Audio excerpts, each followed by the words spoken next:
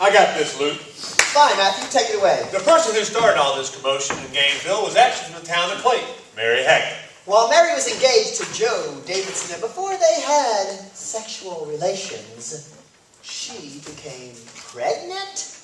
Now, Joe was upset by this because he thought Mary was a nice girl from a nice southern family.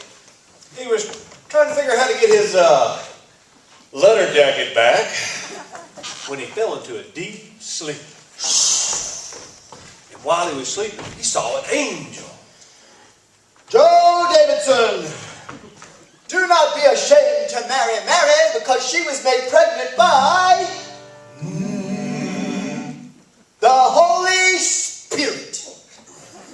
Now she'll give birth to a boy who you will call Jesus, because he will deliver his nation from their errors.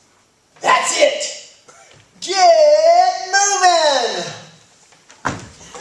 Well, Joe did as the angel instructed. He married the girl and he called the baby Jesus. Of course, every aunt, cousin, and great-grandmother was upset by this because they had never heard the name Jesus before. Now, after the wedding, when Mary was early in her 9th month, she and Joe had to go to Atlanta for an income tax audit.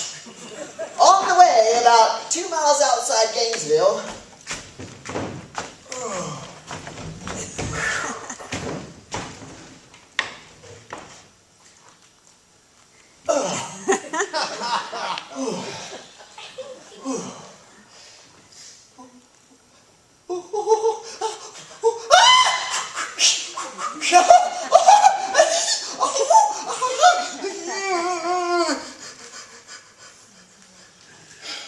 Well, Mary let out a sound that Joe had never heard before in his life. So they screeched into the Dixie Delight Motor Lodge and said, "Where's the hospital?"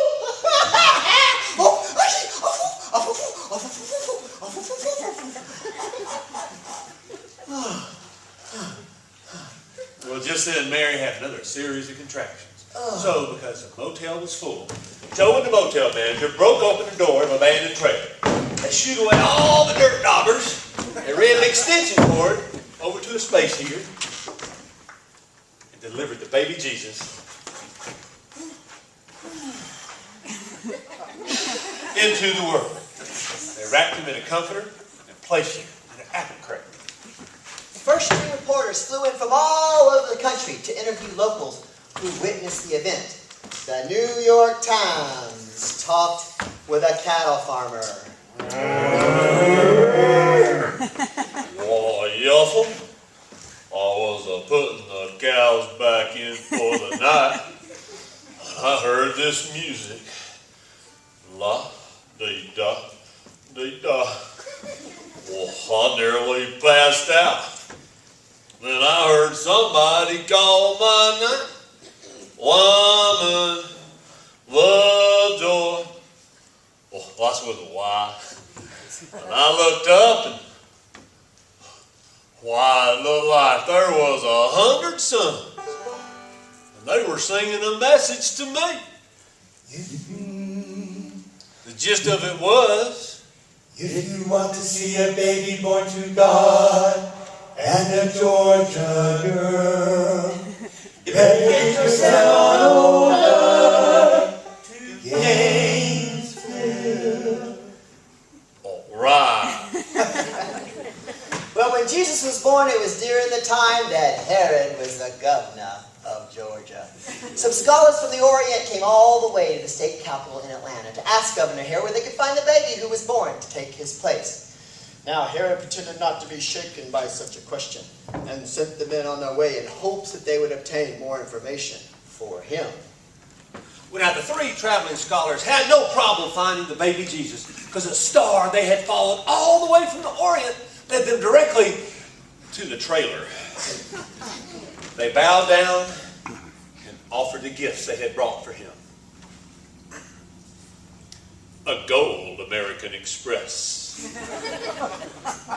Some flowers that, well, they smelled like fresh peaches. And a large, expensive-looking bottle of J. East.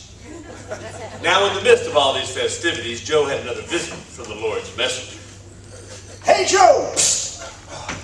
Take your wife and the baby Jesus and highball it to Mexico. because Herod's going to try to kill that baby. That's it. Get moving! Now, when the scholars had not returned to Herod, he decided to hold a meeting of his closest advisors. Now listen, they're told. All right, listen up. Listen up. Any of y'all seen this National Enquirer article about this virgin birth? Seems this virgin baby is going to be the future governor. Well, that's true. I'd like to shake his hand. I'd like to shake it real good. Any of y'all know his whereabouts? Gainesville, Georgia. Gainesville. What makes you so sure? Well, it's all prophesied with the Bible, Brother Herod. And you, Gainesville, in the state of Georgia, are by no means least in the Georgia delegation. From you will come forth the governor who will wisely guide my chosen people. Well, thank you, Brother Lamar.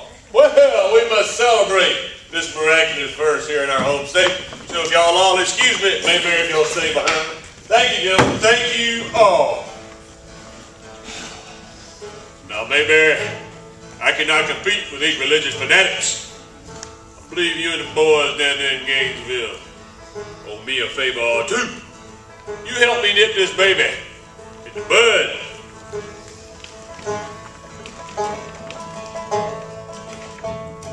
All through the ages, the wise men and sages have said there are dirty deeds that simply must be done to keep society going and the benefits flowing.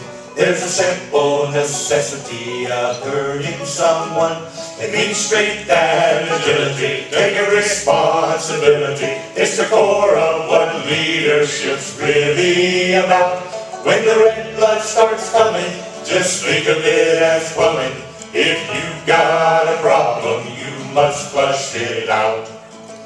But there's no one else with guts enough to be willing to kick their butts enough. I'm the only one quite nuts enough to admit it. They all did it. But I'm standing here right proud. His head held high, unbound.